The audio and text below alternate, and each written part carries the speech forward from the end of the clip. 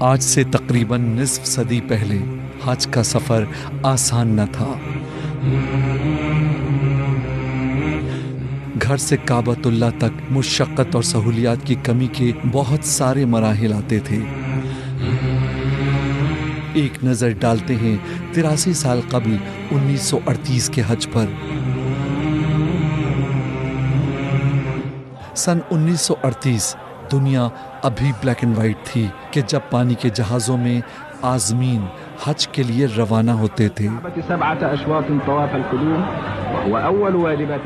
ایرانی، تورانی، یورپی اور افریقی مسلمان سمندری طوفانوں سے ہو کر حجاز مقدس پہنچا کرتے تھے۔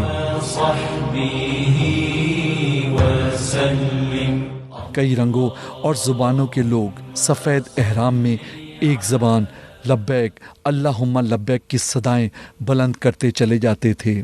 لبیک اللہم لبیک لبیک لا شریک لک لبیک۔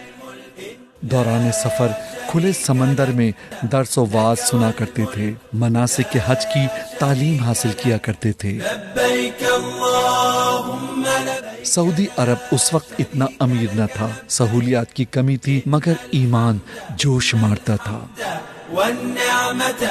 سارے عرب سے اونٹوں پر قافلے حجاز مقدس پہنچا کرتے تھے۔ لبیک اللہم لبیک۔ سارا حج تقریباً پیدل ہی ہوا کرتا تھا۔ علاج اور دواؤں کی کافی کمی ہوتی تھی۔ بہت سے عازمین اور حجاج جاں بحق بھی ہو جاتے تھے، مگر ہر سال یہ ایمان افروز سفر پورے جذبے سے کیا جاتا تھا۔